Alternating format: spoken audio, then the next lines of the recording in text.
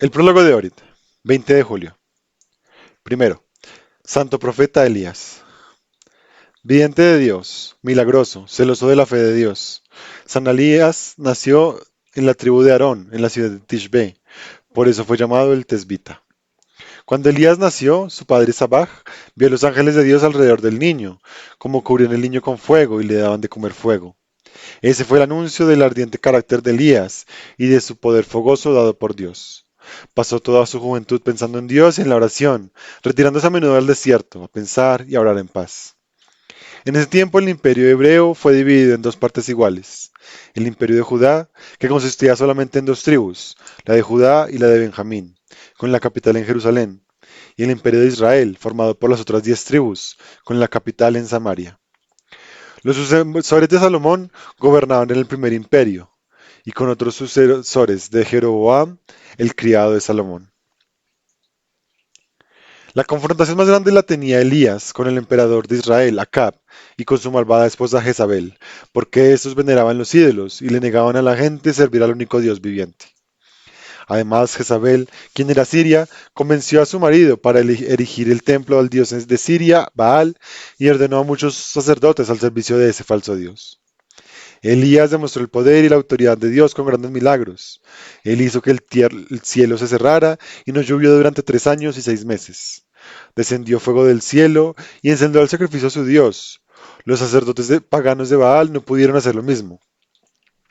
Luego hizo descender lluvia del cielo con su oración. Aumentó milagrosamente la harina y el aceite en la casa de la viuda en Sarepta y resucitó a su hijo, quien había muerto. Profetizó a Acab que los perros le lamerían la sangre y a Jezabel que los perros se comerían su carne, lo que terminó por suceder. Y otros muchos milagros hizo y profetizó muchos acontecimientos.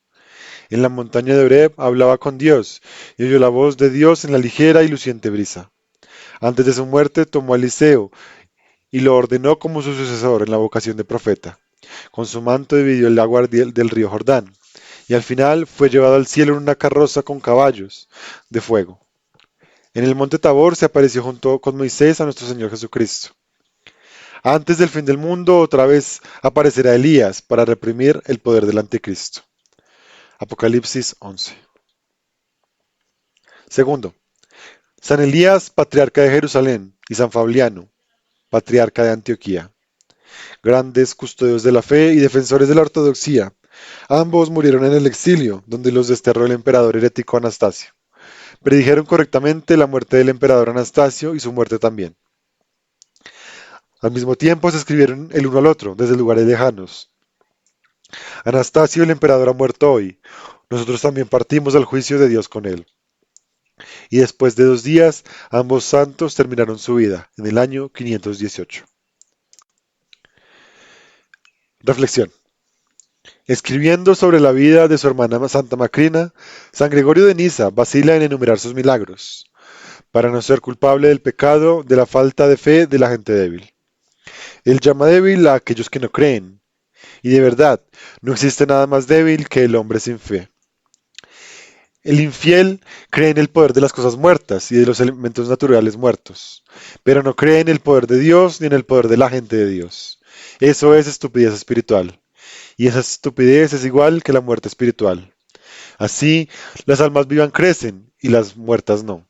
Las almas vivas creen en los milagros poderosos del profeta Elías. A ellos esos milagros los alegran y los animan, porque ellos saben que esa es la revelación del poder de Dios. Cuando Dios revela su poder a través de las cosas muertas y los elementos, ¿cómo no lo revelará a través de la gente viva y santa? Aquello que particularmente alegra a los fieles es que el profeta Elías apareció vivo en el monte Tabor, en el tiempo de la transfiguración del Señor. Durante la vida en la tierra, este gran profeta daba pruebas de la existencia del único Dios, y tras su muerte, después de cientos y cientos de años, con su aparición en el Tabor, dio a la gente la prueba de la vida después de la muerte. Contemplación. Contemplar la ayuda milagrosa de Dios en las guerras de Israel. Números 2:3. Como Moisés venció a los emperadores paganos, Sihón de Hesbón y Og de Basán, porque fue voluntad de Dios que ellos perecieran.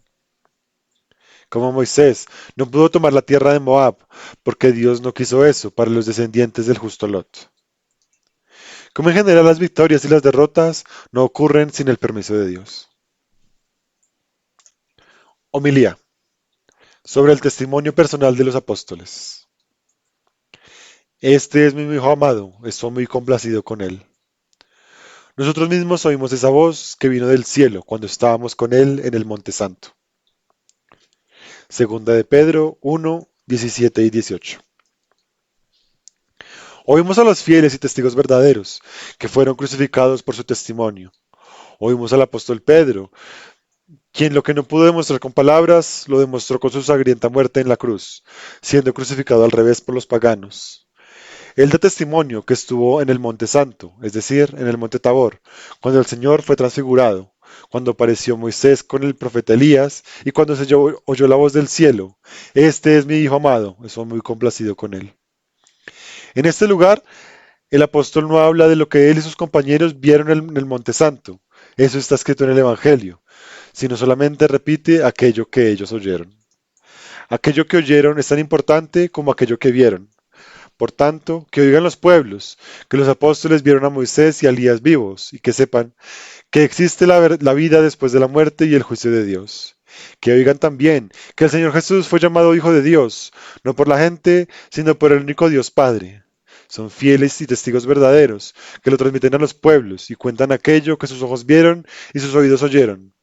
Quien no cree en los apóstoles, cree en Judas, Caifás, Herodes y Nerón, los perseguidores de los apóstoles y traidores de la verdad. Quien no cree en los justos, no le queda más que creerle a los injustos. Quien no cree en los puros, tiene que creerle a los impuros. Quien no cree en los sufridos por la verdad, tiene que creer en los torturadores y libertinos. No amanece cada día sin que la gente elija a un lado u otro. Oh Señor, Salvador nuestro e iluminador, ilumina nuestras almas con tus palabras santas, por las que tus apóstoles sufrieron. A ti la gloria y el agradecimiento por los siglos de los siglos. Amén.